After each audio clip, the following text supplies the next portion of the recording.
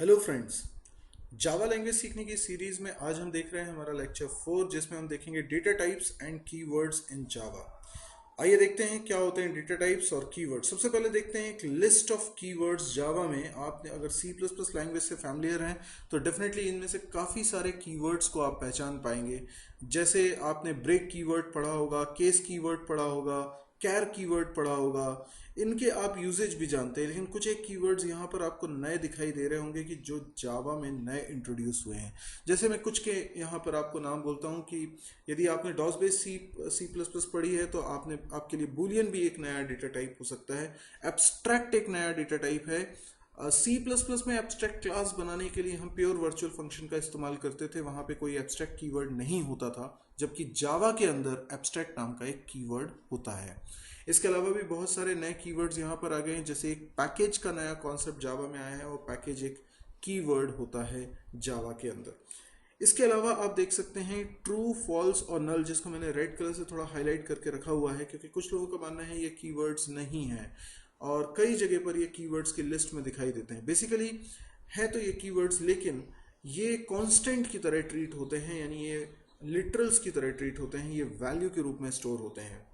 तो इनके बारे में हम आगे और भी समझेंगे, लेकिन कुछ और नए कीवर्ड्स आपको यहाँ दिखाई दे रहे हैं। जैसे इंटरफेस आपको दिखाई दे रहा है, इंपोर्ट आपको दिखाई दे रहा है, इम्प्लीमेंट्स आपको दिखाई दे रहा है, एक्सटेंड्स आपको दिखाई दे रहा है। तो ये कुछ नए कीवर्ड्स हैं जो आप जावा में पढ़ने वाले हैं। तो आइए आगे बढ़ते हैं, समझते हैं डेटा टाइप क्या होता है। बेसिकली किसी भी प्रोग्रामिंग लैंग्वेज में कई तरह के डेटा को हैंडल करने के लिए डेटा टाइप्स को डिफाइन किया गया है।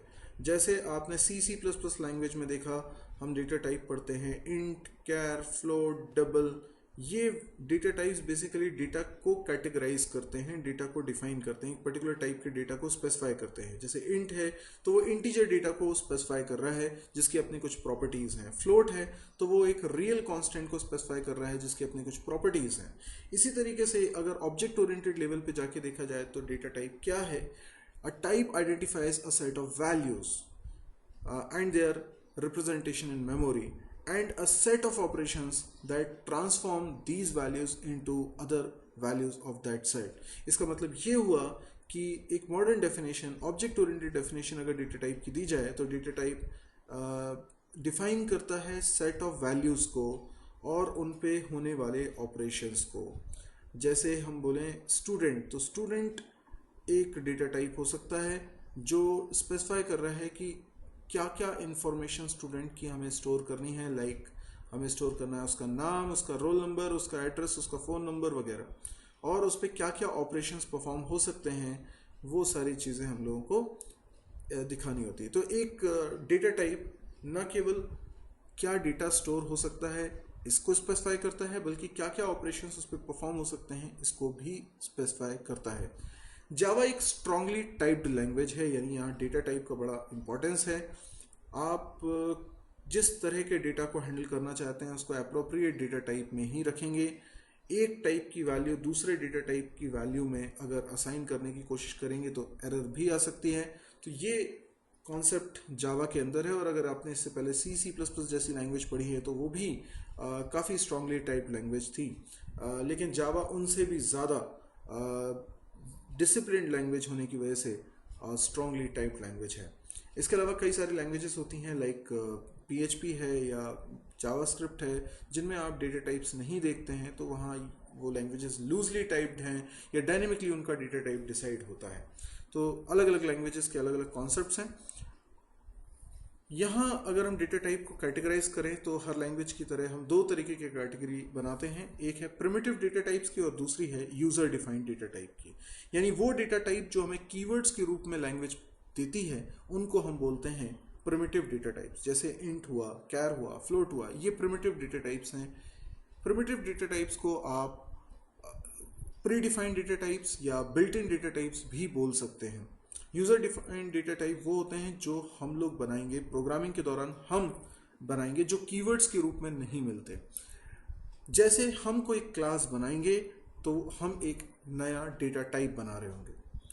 तो देखते हैं प्रिमिटिव डेटा टाइप जावा में कौन कौन से हैं। Boolean, char, byte, short, int, long, float, double. आप देख सकते हैं ये कितना साइज लेते हैं। बूलियन इम्प्लीमेंटेशन डिपेंडेंट है कितना साइज लेगा, क्योंकि बूलियन यानी दो ही तरह की वैल्यूज इसका वेरिएबल रख सकता है, जबकि कैर वेरिएबल आपने देखा था C++ में 1 बाइट का होता है, क्योंकि उसके अंदर हम आस्की कोड स्टोर करते हैं और आस्की कोड 0 से लेकर 255 तक होते हैं। इसका मतलब 256 आस्की कैरेक्टर्स हैं, उनको स्टोर करने के लिए 1 बाइट मेमोरी सफिशिएंट होती है। पर यहाँ आस्की कोड नहीं, यूनिकोड स्टोर किया जाता है, जिसमें कैरेक्टर्स की संख्या ज़्यादा होने की वजह से 2 बाइट्स रिक्वायर्ड होती है। बाइट नाम का एक डेटा टाइप यहाँ नया इंट्रोड्यूस हुआ है। तो अगर आपको इंटीजर वैल्यू स्टोर करनी है तो आपके पास कई सारे ऑप्शंस हैं। आप बाइट टाइप का वेरिएबल बनाएं जो कि 1 बाइट का होगा, तो आप लिमिटेड नंबर्स, कुछ छोटे नंबर्स रख पाते हैं। जबकि आप शॉर्ट टाइप का अगर कोई वेरिएबल बनाते हैं तो वो 2 बाइट्स का होता है। इंट और लॉन्ग की मदद से भी आप जो वेरिएबल्स बनाते हैं वो 4 बाइट और 8 बाइट्स के होते हैं, और सब में, इन चारों में हम रखते इंटीजर वैल्यू ही है। फ्लोट और डबल का नेचर C++ में जैसा पढ़ते हुए आ रहे हैं बिल्कुल वैसा ही है। फ्लोट वेरिएबल 4 बाइट्स का होता है, जबकि डबल वेरिएबल 8 बाइट्स का होता है, और इनमें रियल कांस्टेंट रखा जाता है। रियल कांस्टेंट का मतलब होता है वो नंबर्स जो पॉइंट कंटेन करते हैं, डेसिमल पॉइंट होता है जिसके अंदर। तो जैसे आप कोई वेरिएबल अगर डिक्लेयर करते हैं अपने जावा के प्रोग्राम में, तो ये उसके कुछ एग्जांपल है। जैसे आपने लिखा इंट काउंटर, तो काउंटर क्या है? एक ऑर्डिनरी वेरिएबल है, इंट टाइप का वेरिएबल है जो कोई इंटीजर वैल्यू कंटेन करेगा। इसी तरीके से डबल टेम्प, तो टेम्प भी एक वेरिएबल है, डबल डेटा टाइप है, टेम्प उसका वेरिएबल है। तो टेम्प वेरिएबल को मिलेगी मेमोरी 8 बाइट्स, और इसके अंदर हम कोई रियल कांस्टेंट कर सकते हैं स्टोर। स्ट्रिंग नेम, देखिए जावा में यूजर डिफाइंड डेटा टाइप भी हैं, और कई सारे तो पहले से स्टैंडर्ड लाइब्रेरी में बनकर हमें मिले। यानी जावा की जो स्टैंडर्ड लाइब्रेरी है जिसमें बहुत सारी क्लासेस पहले से बन के हमें मिली हैं, उनमें से एक है स्ट्रिंग। तो नेम, हमने स्ट्रिंग टाइप का एक वेरिएबल बनाया है जिसमें हम स्ट्रिंग स्टोर कर सकते हैं। हालांकि ये ऑब्जेक्ट ओरिएंटेड फिलॉसफी है, इसको हम आगे समझेंगे क्लासेस एंड ऑब्जेक्ट्स चैप्टर में, कि नेम को मैं ऑब्जेक्ट क्यों नहीं बोल रहा हूँ, क्यों मैं इसको सिर्फ वेरिएबल बोल रहा हूँ।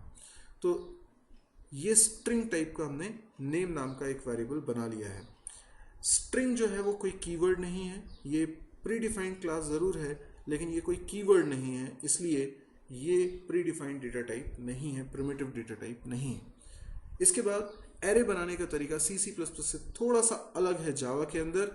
यहाँ पर जब आप एरे के लिए वेरिएबल बना रहे हैं तो स्क्वायर ब्रैकेट आगे भी लगा सकते हैं, पीछे भी लगा सकते हैं। लास्ट के दोनों लाइंस में आप एग्जाम्पल में देखिए, दोनों तरीके से लिखा जा सकता है। हालांकि आप इन दोनों लाइंस में ये नहीं कह रहे हैं कि आप एरे बना रहे हैं, बल्कि आप ये कह रहे हैं कि आप एक ऐसा वेरिएबल बना रहे हैं जो एरे को करेगा पॉइंट।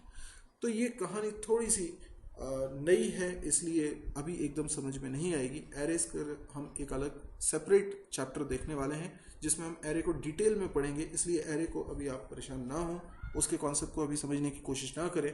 अभी सिंपल सी बात मैंने ये बोली है कि यहाँ वेरिएबल बनाने के कई तरीके हैं। जैसा कि आप यहाँ एग्जाम्पल में देख रहे हैं, कई तरीके से हमने वेरिएबल बनाया है। नीचे के 2 वेरिएबल ऐसे हैं जो एरे को हैंडल करने के लिए बने हैं, जबकि नेम नाम का जो वेरिएबल बना है वो स्ट्रिंग को हैंडल करने के लिए बना है, जबकि ऑर्डिनरी डेटा को हैंडल करने के लिए काउंटर, टेम्प जैसे वेरिएबल्स बनाए गए। तो integer constant consist of sequence of digits.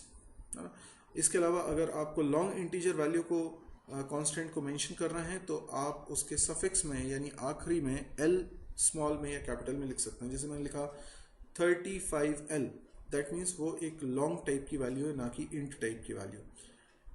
तो अगर कोई सफिक्स नहीं होता है तो हम उसे बाय डिफॉल्ट इंट टाइप की वैल्यू मानते हैं। जैसे मैंने लिखा 35, तो ये इंट टाइप की वैल्यू मानी जाएगी। इसके अलावा अगर मुझे एक डेसिमल नंबर को रिप्रेजेंट करना होता है तो मैं सिंपली नंबर लिख देता हूँ, जैसे मैंने लिखा 127। लेकिन अगर किसी हेक्साडेसिमल नंबर को रिप्रेजेंट करना होता है तो नंबर के पहले प्रीफिक्स यूज किया जाता है 0x। तो आप देख सकते हैं यहाँ 0x7f लिखा हुआ है, तो 7f एक्चुअल में नंबर है, 0x तो सिर्फ प्रीफिक्स लगा हुआ है जो ये इंडिकेट कर रहा है कि 7f की बेस 16 है। इसी तरीके से किसी नंबर के पहले 0 लगा देने का मतलब वो ऑक्टल नंबर होता है, तो नंबर है 177, 0 तो सिर्फ ये इंडिकेट कर रहा है कि ये ऑक्टल नंबर है। इसी तरीके से किसी नंबर के पहले 0b लगा देने का मतलब वो बाइनरी नंबर हो जाता है, तो नंबर एक्चुअल में है 011011000। 0b तो सिर्फ प्रीफिक्स है जो बता रहा है कि ये बाइनरी नंबर है। तो यदि आपको आज का वीडियो पसंद आया है तो आप इसे लाइक करिए, चैनल को सब्सक्राइब करिए ताकि और भी इस तरह की वीडियोस की अपडेट्स आपको लगातार मिलती रहे। कमेंट्स के जरिए आप मेरे से कांटेक्ट कर सकते हैं। Thank you.